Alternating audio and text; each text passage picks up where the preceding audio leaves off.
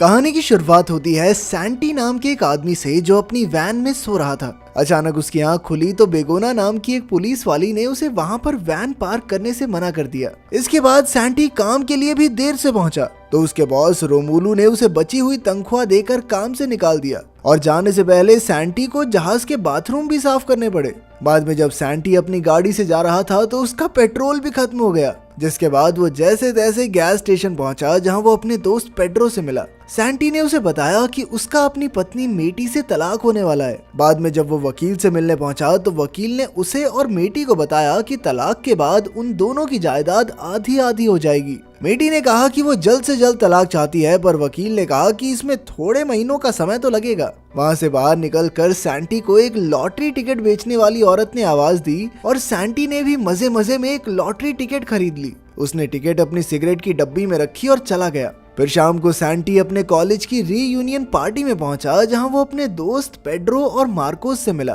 तभी सैंटी ने मैटी को मारियो नाम के एक आदमी के साथ हंसते देखा। बाद में मैटी ने उसे बताया कि जिस सुपरमार्केट में वो काम करती है मारियो वहां का मालिक है, पर सैंटी को इससे काफी जलन हुई और वो अपने दोस्तों के पास चला गया। खैर बाद में सैंटी ने घर आकर सिगरेट्स का डब्बा फेंक दिया क्योंकि वो लॉटरी के बारे में बिल्कुल भूल गया था। अगली सुबह सैंटी रेडियो सुनते हुए नहा रहा था कि उसने लॉटरी की खबर सुनी। अचानक उसे टिकट के बारे में याद आया और वो दौड़कर कचरे में सिगरेट का डब्बा ढूंढने लगा। आखिरकार टिकट मिल गई और सैंटी खुशी से झूम उठा क्योंकि वो लॉटरी जीत चुका था। सैंटी ने तुरंत मैटी को फोन किया मगर उसने फोन नहीं उठाया। अब सैंटी मैटी से मिलने गया पर वहाँ उसने अपनी पत्नी को मारियो के साथ गुलू गुलू करते हुए देखा, मगर असल में मैटी ने मारियो को चूमने से इनकार कर दिया था। इसके बाद सैंटी बैंक से अपनी जीत के 25 मिलियन यूरोस निकलवाने गया पर जल्द ही घबराकर बाहर आ गया। तभी बैंक मैनेजर डेमियन उसके पीछे आया पर सैंटी अपनी गाड़ी में निकल गया। अचानक सैंटी ने मुड़कर देखा कि डेमियन तो गाड़ी में ही था।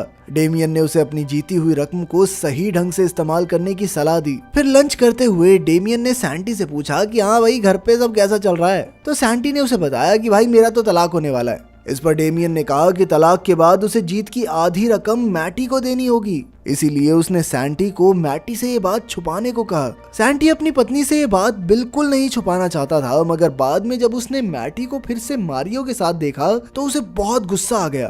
तभी डेमियन वहां आया और आखिरकार सैंटी सबसे ये बात छुपाने के लिए राजी हो गया।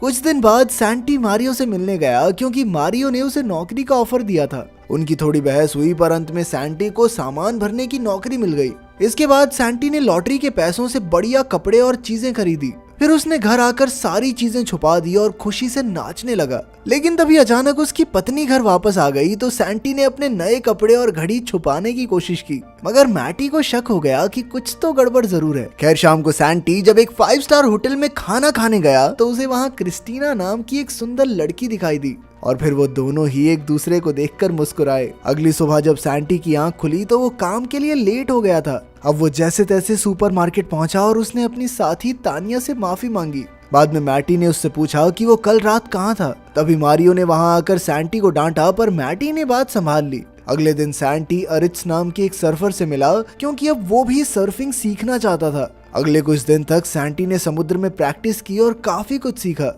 एक दिन रात को सैंटी को पेड्रो और मार्कोस का फोन आया तो सैंटी ने उन्हें सर्फिंग सीखने के बारे में बताया, पर उन्हें लगा कि सैंटी तो डिप्रेशन में आकर ऐसी बहकी बहकी बातें कर रहा है क्योंकि सर्फिंग सीखना अमीरों का शौक है। उन्होंने सैंटी को मिलने बुलाया पर सैंटी ने मना कर दिया, जिससे उन्हें काफी हैरानी हुई। खैर अगले दिन सैंटी डेमियन के साथ रोमुलू की शिप खरीदने पहुंचा।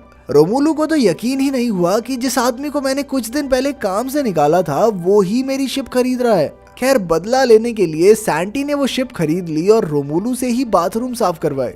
बाद में डेमियन और सैंटी आगे और चीजें खरीदने की तैयारी कर रहे थे कि अचानक उन्हें सामने से पेड्रो और मार्कोस आते दिखाई दिए। उन्हें सैंटी के नए कपड़े देखकर बड़ी हैरानी हुई, पर सैंटी ने झूठ कह दिया कि ये कपड़े तो उसकी नई नौकरी के लिए हैं। खैर फिर पेड्रो और मार्कोस ने उसे कहा कि आजकल वो उन्हें नजरअंदाज करने लगा है और वो वहां से नाराज होकर चले भी गए। इधर सैंटी और डेमियन बढ़िया खाना खाकर सैंटी के घर पहुंचे। जब सैंटी अंदर गया तो उसने देखा कि मैटी के माता पिता लॉरा और मिगेल डिनर के लिए आए हुए थे। सैंटी उनके साथ डिनर टेबल पर बैठ तो गया लेकिन खाना खाने में बहुत मुश्किल हो रही थी। लेकिन जल्द ही ज्यादा खाने की वजह से उसका पेट खराब हो गया और वो बाथरूम में भागा। तब लॉरा ने मैटी से उसकी शादीशुदा जिंदगी के बारे में पूछा तो मैटी ने झूठ कह दिया कि सब कुछ बढ़िया है। फिर जब सैंटी वापस आया तो मिगेल ने सैंटी की महंगी घड़ी देखी। सैंटी ने झूठ कह दिया कि ये नकली है, ये बहुत सस्ती है। तो मिगेल कहने लगा कि बेटा लग तो बढ़िया रही है, मेरे लिए भी ले आई हो एक। तभी अचानक सैंटी का फोन बजने लगा पर उसने फोन उठाया ही नहीं।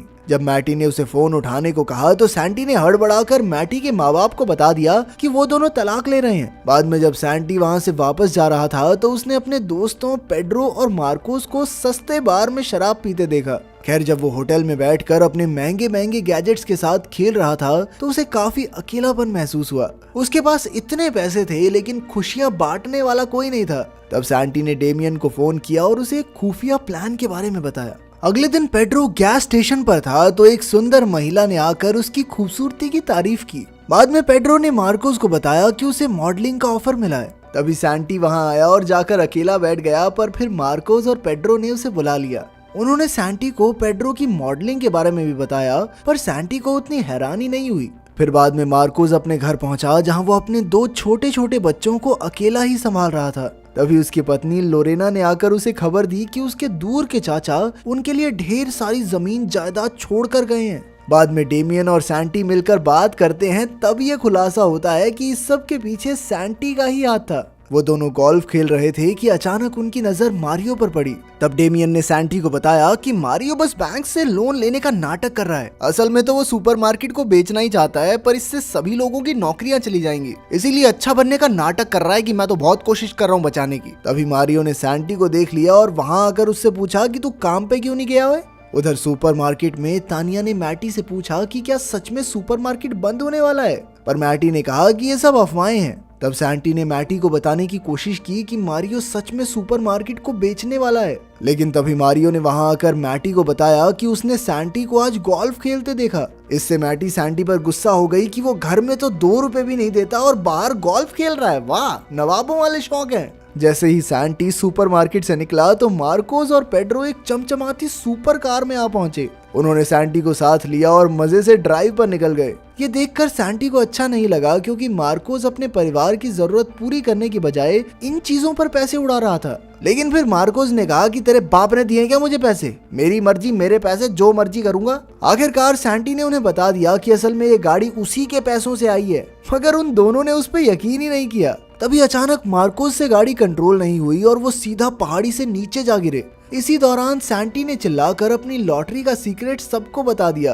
खैर कुछ देर बाद वो जैसे तैसे तैरकर बाहर आ गए। अगली सुबह मैटी को मारियो का फोन आया, जिसे देखकर सैंटी को बहुत जलन हुई और उसने भी मैटी को जलाने के लिए क्रिस्टीना को फोन किया। उस रात मैटी मारियो के साथ डेट पर गई और सैंटी क्रिस्टीना के साथ, मगर उन दोनों को ही बिल्कुल भी मजा नहीं आया। बाद में वो दोनों एक ही वक्त पर घर पहुंचे तो उन दोनों ने ही अपने नए साथियों के साथ खुश होने का नाटक किया। फिर अगले दिन मारियो ने मैटी को फोन करके सुपरमार्केट बुलाया और फिर सबको बता दिया कि सुपरमार्केट बंद हो रहा है। उसने झूठ कह दिया कि उसने सुपरमार्केट को बचाने की बहुत कोशिश की। इस सब से मैटी बहुत दुखी हो गई, मगर फिर सैंटी ने उसका मन बहलाने के लिए उसे डिनर पर चलने को कहा। जब मैटी घर पर वापस आई तो सैंटी ने सारा घर चकाचक साफ कर दिया और साथ ही उसने मैटी का पसंदीदा खाना भी तैयार रखा था। फिर बातें करते हुए सैंटी ने कहा कि उसे यकीन नहीं हो रहा कि वो दोनों तलाक ले रहे हैं। ये सुनकर मैटी को भी एहसास हुआ कि उन दोनों से ही गलतियां हुई हैं। उन्होंने एक दूसरे से माफी मांगी और आखिरकार एक दूसरे को चूम लिया। इसके बाद सैंटी ने खुशी खुशी मैटी को लॉटरी के बारे में बताया तो मैटी को उस पर विश्वास ही नहीं हुआ। उसे लगा कि सैंटी मजाक कर रहा है, इसीलिए वो गुस्से में बाहर चली आई। पर तभी सैंटी ने उसे शेड में ले जाकर वो सभी महंगी चीजें दिखाई जो उसने खरीदी थी। तब मैटी ने उससे पूछा कि उसने ये बात अब तक छुपाई क्यों, पर सैंटी ने जैसे तैसे बात घुमाकर उसे मना लिया। इसके बाद सैंटी और मार्कोस पेड्रो का मॉडलिंग शो देखने गए, पर लोगों ने पेड्रो को बिल्कुल भी पसंद नहीं किया। इससे पेड्रो निराश हो गया और फिर मार्कोस और पेड्रो ने सैंटी पर उनकी जिंदगी खराब करने का इल्जाम लगाया। बेचारा सैंटी सोचता रह गया कि मैंने जिंदगी बर्बाद की कैसे। अगले दिन सैंटी ने डेमियन को फोन करके उसका हिसाब किताब चुकता किया और फिर कभी ना मिलने का वादा किया। उधर मैटी की सहेली लोरेन ने उसे सैंटी पर केस करने को कहा ताकि उसकी लॉटरी के आधे पैसे मैटी को मिल जाएं। मगर तभी मैटी ने देखा कि सैंटी ने तो आधे पैसे खुद ही उसके बैंक अकाउंट में भेज दिए थे। तभी उसके पास तलाक के कागजात आ गए, लेकिन मैटी को एहसास हुआ कि वो अब भी सैंटी से प्यार करती है। साथ ही उसे फोन आया कि सुपरमार्केट फिर से खुल रहा है। मैटी वहां पहुंची तो तानिया ने उसे बताया कि किसी ने पूरा सुपरमार्केट खरीद लिया है, जिसका मतलब अब उनकी नौकरी नहीं जाएगी। मैटी मारियो को ये खुशखबरी देने गई, पर तभी उसके सामने ये खुलासा हुआ कि मारियो ही ये स्टोर बेच रहा था। खैर तभी डेमियन ने वहां आकर कहा कि मारियो को नौकरी से निकाला जाता है और अब से सुपरमार्केट की डायरेक्टर मैटी होगी। मैटी बहुत ज्यादा खुश हो गई और वो सैंटी को ढूंढने लगी। सैंटी इस वक्त एयरपोर्ट पर था और मैटी उसे ढूंढते हुए वहां तक पहुंच गई। काफी देर ढूंढने के बाद आखिरकार उसे सैंटी मिला। मैटी ने उसे जोरदार थप्पड़ मारा कि कहां जा रहा था कुत्ते मुझे छोड़ के, और फिर उन दोनों ने एक दूसरे को चूम लिया। इसके बाद उन दोनों की जिंदगी में सब कुछ बढ़िया हो गया और दोनों मस्त ऐश काटने लगे। अगर वीडियो पसंद आई तो लाइक कर देना, चैनल को सब्सक्राइब कर देना। मिलते हैं अगली वीडियो में।